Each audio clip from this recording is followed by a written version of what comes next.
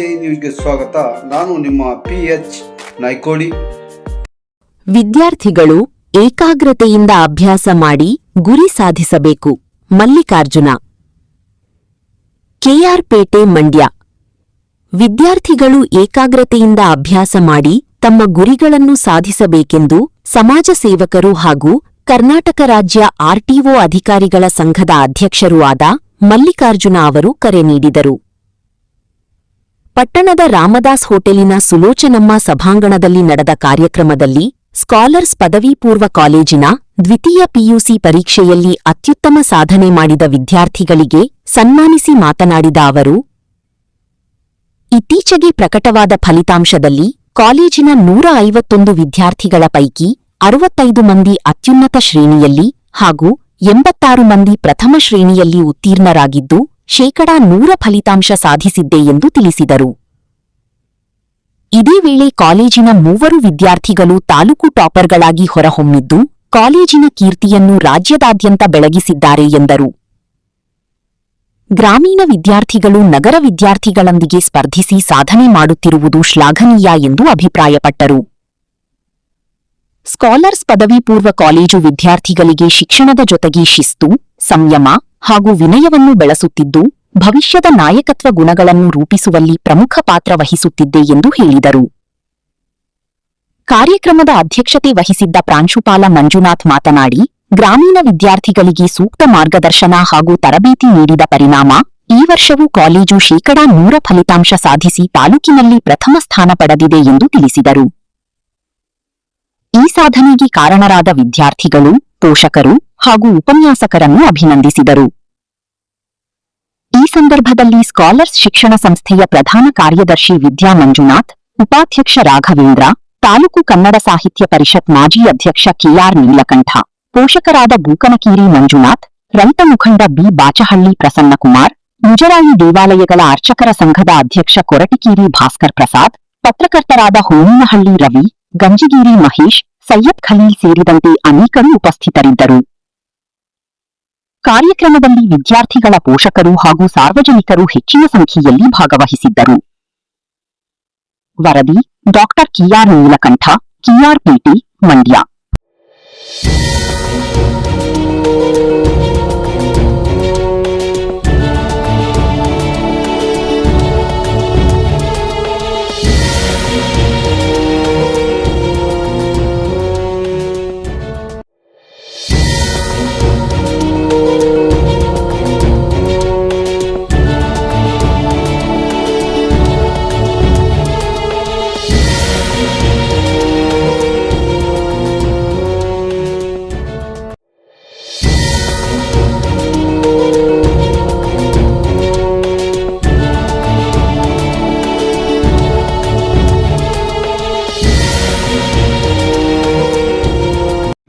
ಪೇಟೆ ತಾಲೂಕಿನ ಕೀರ್ತಿಯ ಕಳಸವನ್ನ ರಾಜ್ಯಾದ್ಯಂತ ಪಸರಿಸುವ ಕೆಲಸವನ್ನ ಸ್ಕಾಲರ್ಸ್ ಪದವಿ ಪೂರ್ವ ಕಾಲೇಜು ಬಹಳ ಹೆಮ್ಮೆಯಿಂದ ಮಾಡಿದೆ.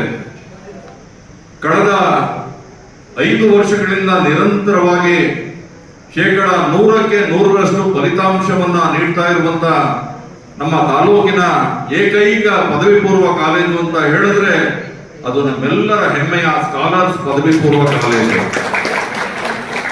ಆಕಾಶದಲ್ಲಿ ನಕ್ಷತ್ರಗಳು ಬೇಕಾದಷ್ಟಿದ್ದಾವೆ, ಸಾವಿರಾರು ಇದ್ದಾವೆ, ನೂರಾರು ಇದ್ದಾವೆ. KR ಪೇಟೆ ತಾಲೂಕಲ್ಲಿ 10 ಪದವಿ ಪೂರ್ವ ಕಾಲೇಜುಗಳಿದ್ದಾವೆ. ಆದರೆ ಆಗಸದಲ್ಲಿ ನಾವೆಲ್ಲ ಗುರುತು ಮಾಡತಕ್ಕಂಥದ್ದು ಧ್ರುವ ನಕ್ಷತ್ರ. ಆ ಧ್ರುವ ನಕ್ಷತ್ರಕ್ಕೆ ಮತ್ತೊಂದು ಹೆಸರು ಅಂತ ಹೇಳಿದ್ರೆ ನಮ್ಮ ಸ್ಕಾಲರ್ಸ್ ಪದವಿ ಪೂರ್ವ ಕಾಲೇಜು. ಇದರ ಹಿರಿಮೆ ಗರಿಮೆ ಬಗ್ಗೆ ನಾವೆಲ್ಲ ತಿಳ್ಕೊಂಡಿದ್ದೇವೆ. ಕೃಷ್ಣರಾಜಪೇಟೆ ತಾಲೂಕಿನ ಪದವಿ ಪೂರ್ವ ಕಾಲೇಜುಗಳ ಇತಿಹಾಸವನ್ನು ಅವಲೋಕನ ಮಾಡಿದ್ರೆ 150 ವಿದ್ಯಾರ್ಥಿಗಳಿಗೆ 150 ವಿದ್ಯಾರ್ಥಿಗಳು ಅತ್ಯುನ್ನತ ಶ್ರೇಣಿನಲ್ಲಿ ಮತ್ತೆ ಪ್ರಥಮ ಶ್ರೇಣಿನಲ್ಲಿ ಕಾಲೇಜಲ್ಲಿ ಪಾಸ್ ಆಗಿರುವಂತಹ ಫಲಿತಾಂಶವನ್ನು ನೀಡಿರುವಂತಹ ಕಾಲೇಜು ಅಂತ ಹೇಳಿದ್ರೆ ಅದು ನಮ್ಮೆಲ್ಲರ ಹೆಮ್ಮೆಯ ಸ್ಕಾಲರ್ಸ್ ಪದವಿ ಪೂರ್ವ ಕಾಲೇಜು.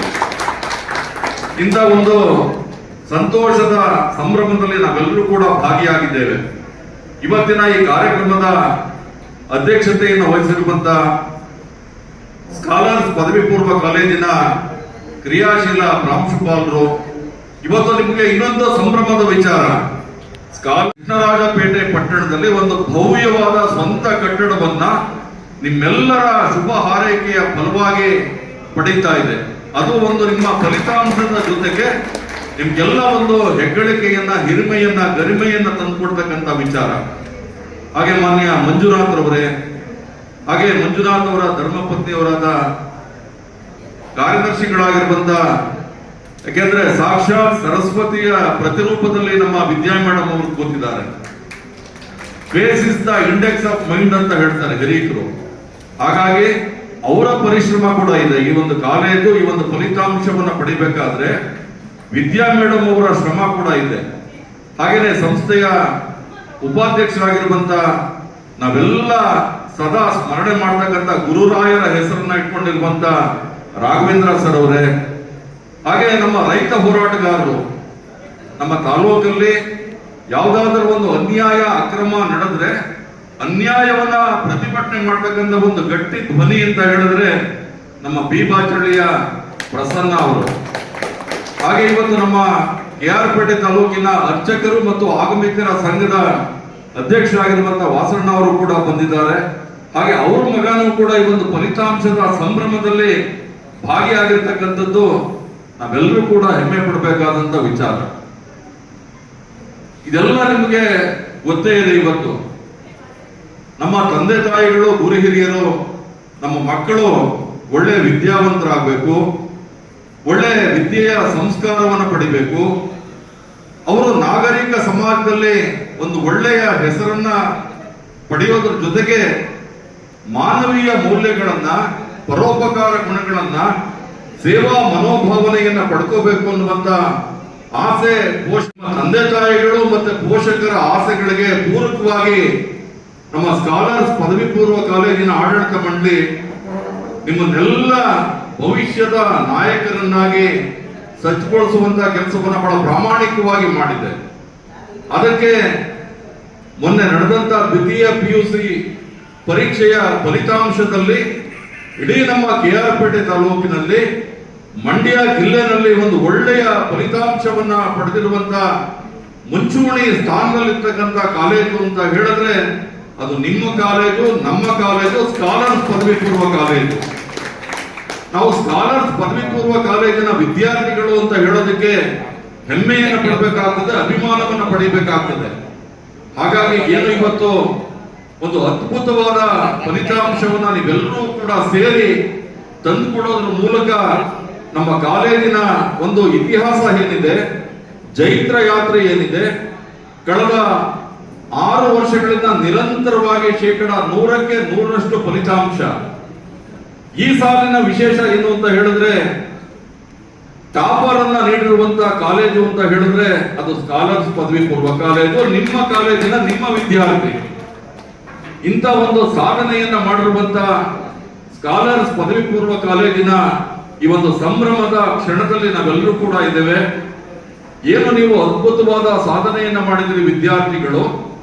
ವಿದ್ಯೆಯ ಜ್ಞಾನದ ಬೆಳಕಿನ ಶಕ್ತಿ ಏನಿದೆ ಅದು ಸಾಧಕರ ಸೊತ್ತೇ ಹೊರತು ಸೋಮಾರಿಗಳ ಸೊತ್ತಲ್ಲ ಅನ್ನೋದನ್ನ ನೀವು ಸಾಧಿಸಿ ನಿರೂಪಿಸಿ ತೋರಿಸ್ಕೊಟ್ಟಿದ್ದೀರಿ.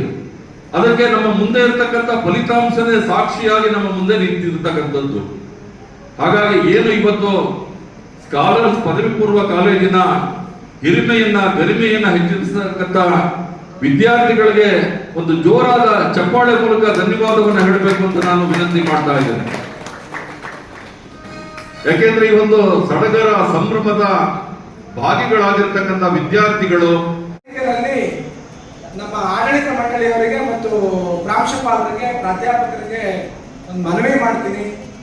ಬೋರ್ಡ್ ಎಕ್ಸಾಮಿನೇಷನ್ಸು ಪರ್ಸೆಂಟೇಜ್ ಏನೋ ಬರ್ತಾ ಇದೆ, ತೃಪ್ತಿದಾಯಕವಾಗಿದೆ ಕಡಾಖಂಡಿತವಾಗಿ. ಅದಕ್ಕೋಸ್ಕರ ನಿಮಗೆ ಮೆಚ್ಚುಗೆನೂ ವ್ಯಕ್ತಪಡಿಸ್ತೀವಿ. ಆದರೆ CET ಮತ್ತು NEET JEE ಹೆಚ್ಚು ಒತ್ತು ಕೊಡಿ. ಇವತ್ತಿನ ಪರಿಸ್ಥಿತಿಯಲ್ಲಿ CET-ನಲ್ಲಿ ಇಂಜಿನಿಯರಿಂಗ್ ಸೀಟ್ ತಗೊಂಡು ಇಂಜಿನಿಯರಿಂಗ್ ಅಡ್ಮಿಷನ್ ಆಗಿದೆ, ನಾನು ಇಂಜಿನಿಯರಿಂಗ್ ಮಾಡ್ತಾ ಇದ್ದೀನಿ ಅಂತ ಅಂದ್ರೆ ಜಾಬ್ ಆಪರ್ಚುನಿಟೀಸು ತುಂಬಾ ಕಡಿಮೆ ಆಗ್ತಾ ಇದೆ. ಅತ್ಯಂತ ಕಠಿಣವಾದ ಸವಾಲು JEE ಎಕ್ಸಾಮ್ ಇದೆ. ನೀಟ್ಗಿಂತಲೂ ತುಂಬಾ ಕಠಿಣವಾದಂತಹ ಎಕ್ಸಾಮು. ಆ ಕಡೆ ಕೂಡ ಗಮನ ಹರಿಸಿ ನಾವು ಇವತ್ತು ಏನು ಪ್ರತಿಭಾ ಪುರಸ್ಕಾರಗಳನ್ನ ಮಾಡ್ತಾ ಇದ್ದೀವಿ, ಅದ್ರ ಜೊತೆಗೆ ಇನ್ನು 2 ವರ್ಷ ಅಥವಾ ಮುಂದಿನ ವರ್ಷಕ್ಕೆ ಯೋಜನೆ ಮಾಡ್ಕೊಳ್ಳಿ ನೀವು. ಆ ಮುಂದಿನ ವರ್ಷ, ಅದ್ರ ಮುಂದಿನ ವರ್ಷ ನಮ್ಮಲ್ಲಿ ಕನಿಷ್ಠ ಒಂದು 10 ವಿದ್ಯಾರ್ಥಿಗಳು JEE ಪಾಸ್ ಆಗುವಂತ ರೀತಿಯಲ್ಲಿ ನೀಟಲ್ಲೂ ಕೂಡ ಸಕ್ಸೆಸರ್ ಸಿಗ್ತಾ ಇದ್ದಾರೆ. ಆದ್ರೆ ಎಲ್ಲ ಪ್ರತಿಭಾವಂತ ವಿದ್ಯಾರ್ಥಿಗಳು ಕೂಡ ಬಹುತೇಕ ಮಂಗಳೂರು ಮತ್ತು ಬೆಂಗಳೂರಿಗೆ ಹೋಗ್ತಾ ಇದ್ದಾರೆ. ಹೈಯೆಸ್ಟ್ ಮೆರಿಟ್ ಇರತಕ್ಕಂಥ ಸ್ಟೂಡೆಂಟ್ಸ್ ಎಲ್ಲ ಮಂಗಳೂರು ಮತ್ತೆ ಬೆಂಗಳೂರಿಗೆ ಹೋಗ್ತಾ ಇದ್ದಾರೆ, ಮೈಸೂರಿಗೂ ಕೆಲವರು ಹೋಗ್ತಾ ಇದ್ದಾರೆ. ಆ ಜನ ಇವತ್ತೇನ್ ಚನ್ನರಾಯಪಟ್ಟಣದಿಂದ ಬಂದು ನಮ್ಮ KR ಪೇಟೆನಲ್ಲಿ ಶಾಲಾ ದಾಖಲಾತಿ ಆಗ್ತಾ ಇದೆಯೋ ಆ ರೀತಿಯಲ್ಲಿ KR ಪೇಟೆಯಿಂದ ಮಂಗಳೂರಿಗೆ ಬೆಂಗಳೂರಿಗೆ ಹೋಗುವಂತದನ್ನ ತಡೆಗಟ್ಟಿ ನಮ್ಮ ಪೋಷಕರ ಆರ್ಥಿಕವಾಗಿ ಸಬಲೀಕರಣ ಮಾಡಿಕೊಟ್ಟು ಅವರ ವಿದ್ಯಾರ್ಹತೆ ಇನ್ನೂ ಹೆಚ್ಚಿನ ಗುಣಮಟ್ಟದ ವಿದ್ಯಾವಂತರಾಗೋದಕ್ಕೆ ನೀವೆಲ್ಲರೂ ಕೂಡ ಶ್ರಮ ವಹಿಸಿ ಅಂತ ಹೇಳ್ತಾ, ಇವತ್ತಿಗೆ ನಮ್ಮಲ್ಲಿ BGS ಅಲ್ಲೂ ಒಳ್ಳೆ ರಿಸಲ್ಟ್ ಬಂದಿದೆ, 100% BGS ಅಲ್ಲೂ ರಿಸಲ್ಟ್ ಬಂದಿದೆ, ಸ್ಕಾಲರ್ಗಳು ಬಂದಿದೆ, ಕ್ರೈಸ್ತಲ್ಲೂ ಬಂದಿದೆ, ಕದಂಬದಲ್ಲೂ ಬಂದಿದೆ. 1% 2% ವ್ಯತ್ಯಾಸ ಆಗಿರ್ಬೋದು. ಎಲ್ಲ ಕಾಲೇಜುಗಳಲ್ಲೂ ಹೆಚ್ಚಾಗಿ ರಿಸಲ್ಟ್ ಬಂದಿದೆ. ಆದ್ರೆ 587 ಅಂಕ ಪಡೆದಿರ್ತಕ್ಕಂಥವು, ಡಿಸ್ಟಿಂಕ್ಷನ್ 65 ಇರೋದು, 85 ಫಸ್ಟ್ ಕ್ಲಾಸ್ ಇರುವಂತದ್ದು. ಇವತ್ತು ನಾನು ವಿಜಯ ಕರ್ನಾಟಕ ಪತ್ರಿಕೆ ನೋಡ್ತಾ ಇದ್ದೆ, ಅದರಲ್ಲಿ ಪೂರ ಓದಕ್ಕಾಗಲಿಲ್ಲ, ಟೈಮ್ ಆಗಿತ್ತು. ಮಕ್ಕಳು, ಮಹಿಳೆಯರು, ಹೆಣ್ಣು ಮಕ್ಕಳು ಹೆಚ್ಚು ಪರ್ಸೆಂಟೇಜ್ ನ ತಗೊಂಡಿದ್ದಾರೆ. ಅದಕ್ಕೆ ಕಾರಣಗಳು ಏನು ಅನ್ನೋದನ್ನ ವಿಜಯ ಕರ್ನಾಟಕ ಪತ್ರಿಕೆಯಲ್ಲಿ ಬರೆದಿದ್ದಾರೆ. ಅದನ್ನ ಗಂಡು ಮಕ್ಕಳು ಹೋದ್ರೆ ಹೆಣ್ಣು ಮಕ್ಕಳು ನೋಡೋರು ಯಾರಿದ್ರು? ಅವತ್ತು ಶಿಕ್ಷಕರೇ ನೋಡಿರೋದು ನಮ್ಮನ್ನ. ಆದ್ರೆ ನಾನು ಸರ್ಕಾರಿ ಶಾಲೆ ಓದೋನು, ಅವತ್ತು ಖಾಸಗಿ ಶಿಕ್ಷಣ ಸಂಸ್ಥೆಗಳು ಈ ಮಟ್ಟದಲ್ಲಿ ವಿದ್ಯಾಭ್ಯಾಸವನ್ನ ಕೊಡ್ತೀನಿ ಅನ್ನುವಂಥದ್ದಾಗ್ಲಿ ಆ ತರದ ಒಂದು ಸವಲತ್ತುಗಳಾಗಲಿ ಇರಲಿಲ್ಲ. ಅದಿದ್ರೆ ಬಹುಶಃ ಬೇರೆ ರೀತಿಯಲ್ಲಿ ಇನ್ಯಾವ ರೀತಿಯಲ್ಲಿ ಎಲ್ಲರೂ ಇರ್ತಿದ್ವೇನೋ ಅನ್ನುವಂಥದ್ದು ಕೊರಗು ಎಲ್ರಿಗೂ ಇದ್ದೇ ಇರುತ್ತೆ. ಆದ್ರೆ ಇವತ್ತಿಗೆ ನಮ್ಮ KR ಪೇಟೆನಲ್ಲಿ ಈಗ ಒಬ್ರು ನಮ್ಮ ಪೇರೆಂಟ್ ಮಾತಾಡ್ತಾ ಇದ್ರು, ಇಲ್ಲಿಂದ ಚನ್ನರಾಯಪಟ್ಟಣಕ್ಕೆ ಟೈಮ್ಸ್ ಹೋಗ್ತಾರೆ ಅನ್ನೋದನ್ನ ನಾನು ಕೇಳಿದ್ದೀನಿ. ಆದ್ರೆ ಚನ್ನರಾಯಪಟ್ಟಣದಿಂದ KR ಪೇಟೆಗೆ ಕರೆತರುವಂತ ಕೆಲಸವನ್ನ ನಮ್ಮ ಶಿಕ್ಷಣ ಸಂಸ್ಥೆ ಮಾಡಿದೆ ಅನ್ನೋಂಥದ್ದು ನಮ್ಗೆ ಎಲ್ಲರಿಗೂ ಕೂಡ ದೊಡ್ಡ ಹರ್ಷವಾದಂತ ವಿಚಾರ. ಕೆಲವು ವರ್ಷಗಳ ಹಿಂದೆ, 20-25 ವರ್ಷದ ಹಿಂದೆ ಮಂಗಳೂರಿಗೆ ಮಕ್ಕಳು ಯಾರು ಹೋಗ್ತಾ ಇರಲಿಲ್ಲ. ಮಂಗಳೂರು ಇವತ್ತು ಶಿಕ್ಷಣ ಕಾಶಿಯಾಗಿ, ನೀಟ್ನ ಹಬ್ಬ ಆಗಿ ಪರಿವರ್ತನೆ ಆಗಕ್ಕೆ ಅಲ್ಲಿ ಕೆಲವು ಜನ ಕೆಲಸ ಮಾಡಿರ್ತಾರೆ. ಅದು ಕಾಣದ ಶಕ್ತಿಗಳು. ಯಾರೋ ಒಂದು ಇದರಲ್ಲಿ ಕಾಣ್ತಕ್ಕಂಥದ್ದು ಪರದೆ ಮುಂದೆ ಕಾಣ್ತಕ್ಕಂಥ ವ್ಯಕ್ತಿಗಳು 1, 2 ಅಥವಾ 2, 4 ಶಿಕ್ಷಣ ಸಂಸ್ಥೆಗಳು ಕಾಣುತ್ತೆ ಕಣ್ಣಿಗೆ. ಆದ್ರೆ ಅದ್ರ ಹಿಂದೆ ಕೆಲಸ ಮಾಡಿರ್ತಕ್ಕಂಥವ್ರು ಯಾರು ಅನ್ನುವಂಥದ್ದು ಯಾರಿಗೂ ಕೂಡ ಗೊತ್ತಾಗಲ್ಲ. ಅಗೋಚರವಾದದ್ದು, ಅಸದೃಶವಾದದ್ದು. ಆ ರೀತಿಯಲ್ಲಿ ಇಲ್ಲಿ ನಮ್ಮ KR ಪೇಟೆನಲ್ಲಿ ಇವತ್ತಿಗೆ ಈ ಸ್ಕಾಲರ್ PU ಕಾಲೇಜು ಅಂತ ಒಂದು ಕೆಲಸವನ್ನ, ಅದ್ರ ಹಿಂದೆ ಮಾಡ್ತಾ ಇರ್ತಕ್ಕಂಥ ಶಕ್ತಿಗಳು ಇನ್ನೂ ಹೆಚ್ಚು ಪ್ರೇರೇಪಿತರಾಗಿ ಕೆಲಸವನ್ನ ಮಾಡಲಿ. ಕಳೆದ ಸಾರಿ ಶೇಕಡಾ ಹೆಚ್ಚು 98% ಬಂದಿತ್ತು ರಿಸಲ್ಟ್. ಈ ಸಾರಿ ಶೇಕಡಾ 100ಕ್ಕೆ 100 ಫಲಿತಾಂಶವನ್ನ PU ವಿಭಾಗದಲ್ಲಿ ಕೊಟ್ಟಿದ್ದಾರೆ. ಅದಕ್ಕಾಗಿ ಮತ್ತೊಮ್ಮೆ ನಿಮ್ಮೆಲ್ಲರ ವತಿಯಿಂದ ಆ ಕಾಲೇಜು ಮತ್ತು ಶಿಕ್ಷಕರ ಅಂತ ಸಂದರ್ಭದಲ್ಲಿ ನಾನು, ನನ್ನ ಧರ್ಮಪತ್ನಿ ಮತ್ತು ನನ್ನ ಅಣ್ಣ, ನನ್ನ ಕುಟುಂಬ ಆ ಒಂದು ವಿಚಾರದಲ್ಲಿ ನನಗೆ ಸಾಥ್ ಕೊಟ್ಟು ಅವ್ರಿಗೆ ಒಂದೇ ಮಾತು ಹೇಳಿದ್ದು, if I can start with 0 admission I never convince. 0 admission ನಾನು ಪ್ರಾರಂಭ ಮಾಡಿದ್ರು ಕೂಡ ಪರವಾಗಿಲ್ಲ, ನಾನು ಸಾಧನೆ ಮಾಡಿ ತೋರಿಸ್ತೀನಿ ಅನ್ನೋ ಒಂದು ಪಣ ತೊಟ್ಟಿ ಅಲ್ಲಿಂದ ಒಂದು ಹೊಸ ಪರ್ವವನ್ನು ನಾವು ಪ್ರಾರಂಭ ಮಾಡಿದ್ವಿ. ಹೊಸ ಫ್ಯಾಕಲ್ಟಿಗಳನ್ನ ನಾವು ಹುಡುಕಿದ್ವಿ. ಒಂದೊಂದು ಡಿಪಾರ್ಟ್ಮೆಂಟ್ ಕೂಡ ಆಕ್ಚುಲಿ ಇವತ್ತು ಏನ್ ರಿಸಲ್ಟ್ ಅವತ್ತು ಏನೋ ಬಹಳ ಹೆಮ್ಮೆ ಹೇಳ್ತಿದೀವಿ, ಇವತ್ತೆಲ್ಲ ಇಷ್ಟು ಸಂಭ್ರಮಿಸ್ತಿದೀವಿ. ನಾನೊಬ್ಬ ಪಾರ್ಟ್ ಆಗಿರ್ಬೋದು. ಇದು entire credit which goes to my scholar team, my young and energetic team. ಏನು ಒಬ್ಬೊಬ್ರು ಟೀಮ್ ಇದ್ದಾರೆ, ಇದಕ್ಕೆ ಕಾರಣಕರ್ತರೆ ಅದಾಗಿದ್ರು, ಅವರೇ ಆಗಿರೋದು. ಯಾಕಂತ ಹೇಳಿದ್ರೆ ತಮ್ಮ ಒಂದು ಅಮೂಲ್ಯವಾದ ಸಮಯವನ್ನ ಬದಿಗಿಟ್ಟು, ತಮ್ಮ ಫ್ಯಾಮಿಲಿ ಕೂಡ ಟೈಮ್ ನ ಬದಿಗಿಟ್ಟು, ಬೆಳಗ್ಗೆ ರಾತ್ರಿ ಅನ್ನೋದನ್ನೇ ಸರ್ ಎಲ್ಲ ಆಗಿದೆ, ನಡೀರಿ ಆಯ್ತು, ಒಂದು ಹೊಸ ಟೀಮ್ ನ ಕಟ್ಟೋಣ ಅಂತ ಹೇಳ್ಬಿಟ್ಟು ನಮಗೆ ಇಂಥ ಸೇರಬಾರ್ದು ಅಂತೆಲ್ಲ ಪ್ರತಿಯೊಬ್ಬರು ಕೂಡ, ರವಿ ಸರ್ ಆಗಿರ್ಬೋದು, ಪ್ರತಾಪ್ ಆಗಿರ್ಬೋದು, ನಮ್ಮ ಜೀಶನ್ ಆಗಿರ್ಬೋದು, ಫಿಸಿಕ್ಸ್ ಅವಿನಾಶ್ ಆಗಿರ್ಬೋದು, CA ಅವಿನಾಶ್ ಆಗಿರ್ಬೋದು, ಮತ್ತೆ ಆಮೇಲೆ ಮಂಜುಳಾ ಮೇಡಮ್ ಆಗಿರ್ಬೋದು, ನಮ್ಮ ಸುರೇಶ್ ಸರ್ ಆಗಿರ್ಬೋದು, ಮೋಹನ್ ಸರ್, ಕುಮಾರಸ್ವಾಮಿ ಸರ್, ನಮ್ಮ ಫಿಸಿಕ್ಸ್ ರವಿ ಸರ್ ಆಗಿರ್ಬೋದು, ಇನ್ನು ಹಲವಾರು ಉಪನ್ಯಾಸಕರು ಆ ಸಮಯದಲ್ಲಿ ಸುಮಾರು 17 ಜನ ಇದ್ದಂತ ಒಂದು ಫ್ಯಾಕಲ್ಟಿ ಟೀಮು. ನಾವು ಇದ್ದಿದ್ದೇ 4 ಜನ ಹಳಬ ಟೀಮ್ ಅಂತಿದ್ದು. ಒಂದು ಪ್ರತಾಪ್ ಸರ್, ನಾನು, Manjula madam, Zeeshan sir, Avinash sir ಇದ್ದು, ಆಮೇಲೆ ವತ್ಸಲ ಮೇಡಮ್ ಇದ್ರು, ಕುಮಾರ್ ಸರ್ ಇದ್ರು, ರವಿ ಸರ್ ಇದ್ರು, ಫಿಸಿಕ್ಸ್ ರವಿ ಸರ್ ಇದ್ರು. ಅದಾದ್ಮೇಲೆ ನಮ್ಮ ಒಂದು ಬತ್ತಳಿಕೆಗೆ ಹಲವಾರು ಏನು ಈ ಒಂದು ಕೈಗಾರಿಕಾ ಸರಬರಾಜು ಮಹಾಮಂಡಲದ ಅಧ್ಯಕ್ಷರಾಗಿ ಇತಿಹಾಸವನ್ನ ನಿರ್ಮಾಣ ಮಾಡಿದ್ದಾರೆ. ಒಬ್ಬ KR ಪೇಟೆ ಹುಡುಗ ಬೆಂಗಳೂರು ಮಹಾನಗರದಲ್ಲಿ ಒಂದು ರಾಜ್ಯ ಮಟ್ಟದ ನಿಗಮದ ಅಧ್ಯಕ್ಷರಾಗಿ ತಮ್ಮ ಛಾಪನ್ನ, ತಮ್ಮ ಸಾಮರ್ಥ್ಯವನ್ನ ಮೂಡಿಸಿರುವಂತ ಸ್ನೇಹಕ್ಕೆ, ವಿಶ್ವಾಸಕ್ಕೆ ಮತ್ತೊಂದು ಹೆಸರೇ ಬಸ್ ಸಂತೋಷ್ ಕುಮಾರ್ ಅವರು ನಮ್ಮ ಕಾರ್ಯಕ್ರಮದಲ್ಲಿ ಭಾಗವಹಿಸಿದ್ದಾರೆ. ಅವ್ರಿಗೂ ಕೂಡ ನಿಮ್ಮೆಲ್ಲರ ಪರವಾಗಿ ಪ್ರೀತಿಯ ಸ್ವಾಗತವನ್ನ ಬಯಸ್ತಾ ಇದ್ದೇನೆ. ಹಾಗೆ ನಮ್ಮ ಪಡಿತರ ವಿತರಕರ ಸಂಘದ ಕರ್ನಾಟಕ ರಾಜ್ಯದ ಉಪಾಧ್ಯಕ್ಷರಾಗಿರುವಂತ ಅಂಚನಹಳ್ಳಿ ಸುಬ್ಬಣ್ಣ ಅವರು ನಮ್ಮ ಕಾರ್ಯಕ್ರಮದಲ್ಲಿ ಮುಖ್ಯ ಅತಿಥಿಗಳಾಗಿ ಭಾಗವಹಿಸಿದ್ದಾರೆ. ಅವ್ರಿಗೂ ಕೂಡ ನಿಮ್ಮೆಲ್ಲರ ಪರವಾಗಿ ಪ್ರೀತಿಯ ಸ್ವಾಗತವನ್ನ ಬಯಸ್ತಾ ಇದ್ದೇನೆ. ಹಾಗೆ ನಮ್ಮ ಇಂಜಿನಿಯರ್ ವೆಂಕಟೇಶಣ್ಣ ಅವರು ಸುಮ್ಮನೆ ಕೂತಿದ್ದನ್ನ ನಾನು ಇವತ್ತು ನಮ್ಮ ಮಂಡ್ಯ ಜಿಲ್ಲೆಯಲ್ಲಿ ದಾಖಲಾಗಿದೆ, ಒಂದು ಹೊಸ ಇತಿಹಾಸವನ್ನ ನಿರ್ಮಾಣ ಮಾಡಿದೆ. ಹಾಗಾಗಿ ಮತ್ತೊಮ್ಮೆ ನಿಮ್ಮೆಲ್ಲರಿಗೂ ಕೂಡ ಧನ್ಯವಾದವನ್ನ ಅರ್ಪಿಸಿ, ನೀವೆಲ್ಲ ಮತ್ತೆ ಮೊನ್ನೆ ನೀಟ್ ಪರೀಕ್ಷೆಯನ್ನ ಬರೆದಿದ್ದೀರಿ. ನಿಮ್ಮಲ್ಲಿ CET ನಲ್ಲಿ ನೀವೆಲ್ಲರೂ ಕೂಡ ಮತ್ತೆ ಸ್ಕಾಲರ್ಸ್ ಪದವಿ ಪೂರ್ವ ಕಾಲೇಜಿನಿಂದ ಕನಿಷ್ಠ ಒಂದು 8-10 ಜನ ವೈದ್ಯಕೀಯ ವ್ಯಾಸಂಗಕ್ಕೆ ನೀವು ಪ್ರವೇಶವನ್ನ ಮೆರಿಟ್ ನಲ್ಲಿ ಪಡ್ಕೊಂಡ್ರೆ ಅದು ಕೂಡ ದಾಖಲಾಗ್ತದೆ, ಅದು ಕೂಡ ಒಂದು ಇತಿಹಾಸವನ್ನ ನಿರ್ಮಾಣ ಮಾಡುತ್ತೆ. ಅಂತ ಪ್ರತಿಭಾವಂತರು ಸ್ಕಾಲರ್ಸ್ ಪದವಿ ಪೂರ್ವ ಕಾಲೇಜಿನಲ್ಲಿ ಇದ್ದೀರಿ ಅಂತಕ್ಕಂಥದ್ದೇ ಹೆಗ್ಗಳಿಕೆ ವಿಚಾರ. ಹಾಗಾಗಿ ಇವತ್ತು ಏನು ಈ ಒಂದು ಸ್ಕಾಲರ್ಸ್ ಪದವಿ ಪೂರ್ವ ಕಾಲೇಜಿನ ಸಂಭ್ರಮ ಬಹಳ ಸಡಗರದಿಂದ ಹಬ್ಬದ ರೀತಿಯಲ್ಲಿ ನಡೀತಾ ಇದೆ. ಈ ಕಾರ್ಯಕ್ರಮದಲ್ಲಿ ಭಾಗಿಯಾಗಿರುವಂತ ನಿಮ್ಮ ಮಕ್ಕಳ ಸಂಭ್ರಮವನ್ನ, ಸಡಗರವನ್ನ ಕಣ್ತುಂಬಿಕೊಳ್ತಾ ಇರ್ತಕ್ಕಂಥ ಎಲ್ಲ ಪೋಷಕ ಮಿತ್ರರಿಗೆ ಮತ್ತೊಮ್ಮೆ ನಾನು ಧನ್ಯವಾದವನ್ನು ಅರ್ಪಿಸಿ, ನಿಮ್ಮೆಲ್ಲರಿಗೂ ಕೂಡ ಒಳ್ಳೇದಾಗಲಿ, ನಿಮ್ಗೆ ಉಜ್ವಲವಾದ ಭವಿಷ್ಯ ಇದೆ. ಈ ನಾಡನ್ನ, ಈ ರಾಷ್ಟ್ರವನ್ನ ಸುಭದ್ರವಾಗಿ ಕಟ್ಟತಕ್ಕಂಥ ಸತ್ಪ್ರಜೆಗಳಾಗಿ, ಭವಿಷ್ಯದ ನಾಯಕರಾಗಿ ನೀವು ರೂಪುಗೊಳ್ಳಬೇಕು. ಇದಕ್ಕೆ ಮೇಲೆ ಆಸಕ್ತರಾಗಿರ್ತಕ್ಕಂಥ ಕಾಲೇಜಿನ ಪ್ರಿನ್ಸಿಪಾಲರು, ನನ್ನ ಆತ್ಮೀಯ ಮಿತ್ರರು ಅಂತೂ ಹೇಳ್ಬೋದು. ಅದಕ್ಕಿಂತ ಹೆಚ್ಚಾಗಿ ನಾವು ವಾಸ ಮಾಡ್ತಾ ಇರ್ತಕ್ಕಂಥ ಜಾಗದಲ್ಲೇ ವಾಸ ಮಾಡ್ತಾ ಇರ್ತಕ್ಕಂಥ ಮಂಜು ಅವರು.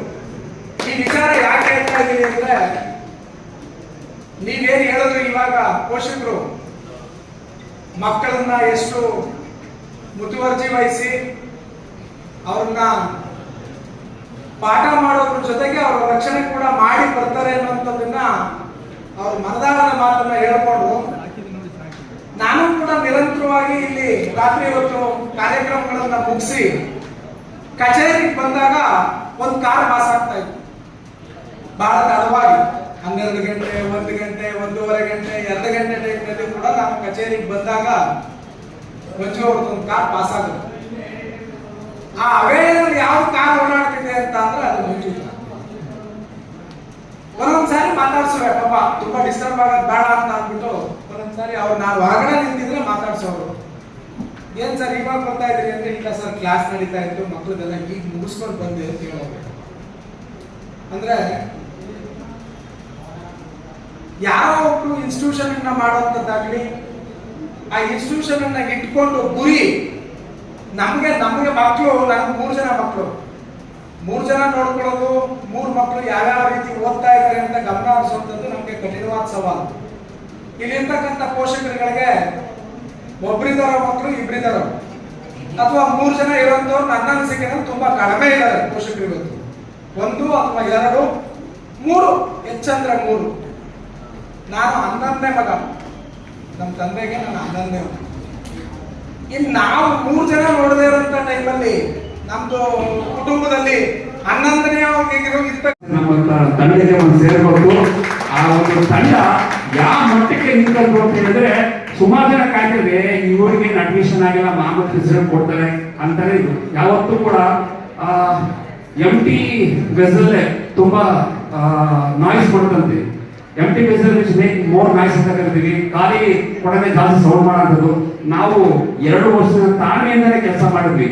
ಯಾವುದು ಕೂಡ ಅಬ್ಬರ ಇದ್ದಾರೆ, ಆಡಂಬರ ಇದ್ದಾರೆ. ನಮ್ಮ ಕಾರ್ಯನಿಷ್ಠವಾಗಿ ನಾವು ಏನು ಪಕ್ಷಾಪಾತವಾಗಿ ಏನು ಯಾವೊಂದು ಸ್ಟೂಡೆಂಟ್ ಅನ್ನ ಅವರು ಕನ್ನಡ ಮೀಡಿಯಂ ಇಂದ ಬಂದಿರ್ಬೋದು ಅಥವಾ ಗ್ರಾಮೀಣ ಭಾಗದಿಂದ ಬಂದಿರ್ಬೋದು, ಅವರೆಲ್ಲರನ್ನೂ ಕೂಡ ಒಟ್ಟಿಗೆ ತಗೊಂಡು ಎಲ್ಲರೂ ಒಂದು ಟೈಮ್ ಶೆಡ್ಯೂಲ್ ಹಾಕೊಂಡು ನಮ್ಮ ಮಕ್ಕಳಿಗೆ ಇದೇ ರೀತಿಯಾದಂಥ ಕೋಚಿಂಗ್ ಕೊಟ್ಟು ಸುಮಾರು ಏನಿಲ್ಲ ಅಂದ್ರೂ ಕೂಡ ಒಂದು ವರ್ಷದಲ್ಲಿ 150-200 ಮೀಟಿಂಗ್ ಮಾಡಿರ್ತಿದ್ವಿ.